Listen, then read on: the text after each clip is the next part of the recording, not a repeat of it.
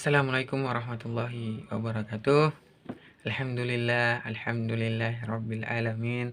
Wassalatu wassalamu ala asyrafil anbiya'il mursalin. Asyhadu an la ilaha illallah wa asyhadu anna Muhammadan abduhu wa rasuluh. Amma ba'd. Oke, kawan-kawan dimanapun berada, kembali lagi dalam video kali ini. Pada kesempatan kali ini saya akan melanjutkan cerita buku Fahrudin Faiz. Dengan bukunya Sebelum Filsafat, kita masuk pada sebab yang ke-10, yaitu beriman sambil berfilsafat. Jadi kawan-kawan, di antara problematika kefilsafatan yang menarik, jadi problema pertemuan antara agama dan filsafat dapat dikatakan problem yang paling menarik dan bahkan paling kontroversial. Berbagai pandangan dan komentar pro kontra terhadap pertemuan filsafat dan agama kemudian dapat ditemui dalam banyak buku-buku filsafat. Kontroversi pertemuan agama dan filsafat ini setidaknya berawal dari karakter keduanya yang dapat dikatakan bertolak belakang, kawan-kawan. Agama mungkin di satu sisi berporos kepada kepercayaan atau keimanan terhadap entitas-entitas transenden yang kemudian dianggap sangat mempengaruhi kehidupan. Seperti Tuhan, surga, neraka, takdir, dan lain sebagainya. Dalam agama, intinya adalah keyakinan tanpa harus seseorang untuk dituntut harus tahu atau paham secara mendalam apakah yang diyakini itu memang benar secara rasional. Jadi nilai keimanan atau keyakinan sangat dihargai oleh agama, atau sangat dihargai dalam agama. Sementara itu di sisi lain, kawan-kawan, filsafat justru berporos pada sikap ingin tahu dan penjelajahan intelektual. Dalam filsafat kemudian orang tidak diperkenankan untuk memutuskan atau kemudian melakukan sesuatu tanpa dia jelas benar salahnya, baik buruknya, atau layak tidak layaknya apa yang kemudian diputuskan atau dilakukannya itu, kawan-kawan. Seseorang filsuf akan tanpa ragu atau takut mempertanyakan dan membahas apapun yang belum dia ketahui dan memunculkan rasa penasaran. Sebenarnya kawan-kawan, baik filsafat maupun agama sama-sama berkarakter normatif. Dalam arti apa, kawan-kawan? Dalam arti berupaya untuk melacak apa yang seharusnya dilakukan atau diputuskan. Hanya saja, kawan-kawan, dasar dari kedua normativitas itu sangat berbeda. Agama mungkin lebih menyandarkan keharusan melakukan atau tidak melakukan tersebut kepada otoritas di luar dirinya yang dipandang menguasai dan mempengaruhi hidupnya. Otoritas itu, kawan-kawan, bisa berupa Tuhan, wahyu, atau orang yang dipandang menguasai urusan keagamaan. Di sisi lain, filsafat cenderung menyandarkan keharusan tersebut kepada keputusan intelijensia sendiri. Jadi punya keputusan intelijensinya sendiri, pemahamannya sendiri, kelurusan bernalar dan ketepatan proses intelektual yang berlangsung dalam dirinya. Dari sudut pandang filsafat, kawan, sikap seorang beriman yang menerima begitu saja dan meyakini tanpa bertanya segala sesuatu yang dianggap berasal dari yang memiliki otoritas pasti bukanlah sikap yang akan diikuti. Hal ini kemudian, kawan-kawan, tidak mengherankan. Karena apa? Karena sejak awal eksplorasinya filsafat sudah mencanangkan gaya hidup yang serba ingin kejelasan, kepastian, serta membuka kesempatan bagi rasa ingin tahu manusia untuk mempertanyakan apa saja yang ingin diketahuinya. Sementara itu, kawan-kawan, sudut pandang agama dapat dipastikan sikap seorang filsuf tersebut itu dapat mengancam eksistensinya. Eksistensi agama harus diakui berakar kepada berbagai hal yang misterius yang dipandang tidak mungkin terjangkau oleh manusia.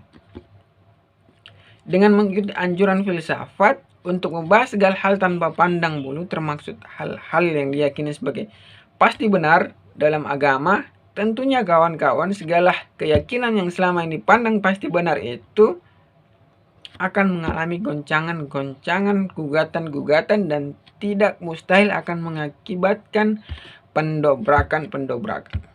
Karena apa kawan-kawan? Karena setiap agama pasti mengidealkan kehidupan yang tertib, teratur, rapi berdasarkan tata tertib yang digariskan oleh agama. Tentu saja keadaan filsafat akan mengancam ideal yang dipandang pasti benar tersebut. Sebenarnya kawan-kawan sudah banyak filsuf yang membahas tentang problematika pertemuan antara agama dan filsafat ini. Dan berbagai pandangan sudah dilontarkan dalam hal ini. Dari berbagai pandangan tersebut kawan-kawan secara umum dapat dikatakan bahwa meskipun ada pandangan yang miring dari berbagai kalangan beragama terhadap filsafat, para filsuf dari kalangan beragama sendiri ternyata banyak berpandangan bahwa antara agama dan filsafat itu tidak bertentangan. Ketidakbertentangan filsafat dan agama ini mudahnya bisa dilihat dari misi keduanya untuk apa? Untuk menunjukkan kebenaran kepada manusia, meskipun jalurnya berbeda. Mungkin agama ingin menunjukkan kebenaran kepada manusia melalui jalur otoritas yang dipandang lebih tinggi dari manusia, baik Tuhan ataupun kitab suci. Sementara filsafat ingin menuntun manusia ke dalam kebenaran dengan tuntutan pemakaian intelijensi yang dimilikinya secara optimal. Baik filsafat maupun agama, kalau berjalan secara konsisten dan serius mendalam tanpa dicampuri oleh kepentingan-kepentingan tertentu kecuali hanya demi kebenaran, pasti suatu ketika akan bertemu dalam kebenaran. Jadi pada prinsipnya kawan-kawan tidak ada pertentangan antara agama dan filsafat. Jawaban bernada positif tersebut bukan satu-satunya tipe jawaban yang berkembang tentang pertemuan antara filsafat dan agama. Meskipun kawan-kawan harus diakui bahwa jawaban semacam itu dapat dikatakan yang paling sering kita temui ketika seseorang ingin mengkompromikan antara agama dan filsafat. Menurut catatan Rob Weiser dalam buku A Process to the Study of Religion, setidaknya ada 5 pandangan yang mengomentari pertemuan antara agama dan filsafat ini sejak zaman klasik sampai zaman kontemporer. Kelima pandangan tersebut adalah yang pertama, filsafat sebagai agama itu sendiri. Kemudian yang kedua, filsafat sebagai penopang agama. Dan yang ketiga, filsafat memberi ruang kepada agama. Yang keempat, filsafat sebagai studi analitis terhadap agama. Yang kelima, filsafat sebagai studi tentang penalaran yang digunakan dalam agama.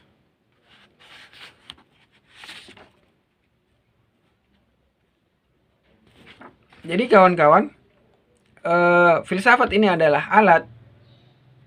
Dengan alat yang sama kita bisa merumuskan konsep-konsep yang menggugat agama. Tetapi kawan-kawan, dengan filsafat yang ini juga kita juga bisa mempergunakannya untuk apa? Untuk meneguhkan keyakinan-keyakinan agama. Hal ini mungkin sudah dipahami berdasarkan penjelasan pada bagian-bagian sebelumnya. Dalam teologi kawan-kawan, filsafat berfungsi sebagai apa? Sebagai alat yang menjelaskan, menguraikan, dan menganalisis isi dogma-dogma agama dengan tujuan apa? Dengan tujuan meneguhkan kebenarannya. Jadi sebenarnya dapat dikatakan bahwa dalam hal ini filsafat tidak bertentangan, tetapi bahkan mendukung agama. Meskipun demikian kawan-kawan, cara berpikir teologi dapat dikatakan sebagai sebuah pola pikir yang murni filsafat. Filsafat dalam bentuk aslinya berawal dari rasa ingin tahu dan tidak percaya apapun sebelum terbukti kebenarannya. Sementara teologi diawali dengan suatu keyakinan dahulu bahwa suatu itu benar dan harus diyakini. Filsafat juga tidak mengharuskan hasil eksplorasi maupun pembacaan dan pemahaman untuk mengikuti sebuah pandangan tertentu. Karena apa? Karena dedikasi filsafat apa kawan-kawan? Hanya untuk kebenaran. Namun teolog tidak demikian. Teolog mendefinisikan dirinya sepenuhnya untuk agama, tidak peduli nantinya filsafat akan mampu membuktikan kebenaran agama atau tidak. Dalam konteks teologi kawan-kawan, apabila ternyata filsafat tidak mampu menunjukkan kebenaran agama yang sudah diyakini sejak awal, bukan berarti seseorang pemeluk agama meninggalkan agamanya. Namun, ia akan terus membuktikan dan berupaya tanpa henti sampai terbukti bahwa yang diyakini selama ini adalah benar. Jadi kawan-kawan, filsafat dapat dikatakan berangkat dari nol untuk menemukan kebenaran. Sementara teologi berangkat dari meyakini kebenaran dulu untuk kemudian dibuktikan. Dan perangkat filsafat untuk menemukan serta perangkat teolog untuk membuktikan pada dasarnya adalah sama, yaitu berfilsafat. Jadi tidak ada yang beda antara filsafat dan agama. Sampai di sini kawan-kawan, mungkin kita masih bingung dan merasa ragu apakah memang benar berfilsafat secara murni akan menggoyang dan bahkan meruntuhkan keimanan kita. Apakah sebagai seorang beragama yang bisa kita lakukan maksimal adalah berteologi untuk bisa menentukan sikap yang nantinya yang akan kita ambil ada baiknya jika kita mencoba menimbang-nimbang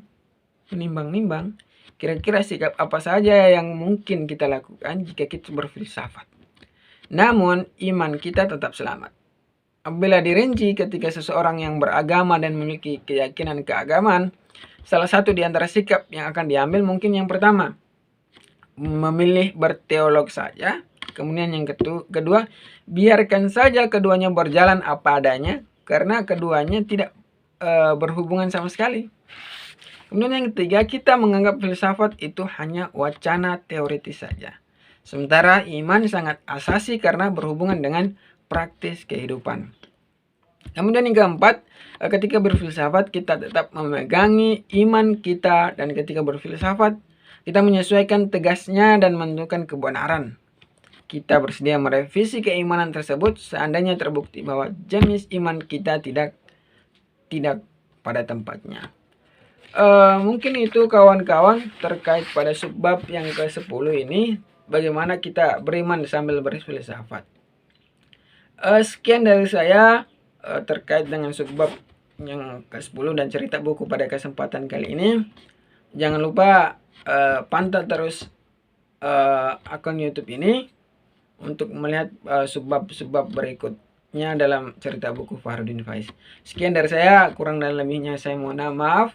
Billahi fisabilillah fastabil khairat. Dengan cinta saya ada, dengan ketiadaan cinta saya tiada. Assalamualaikum warahmatullahi wabarakatuh.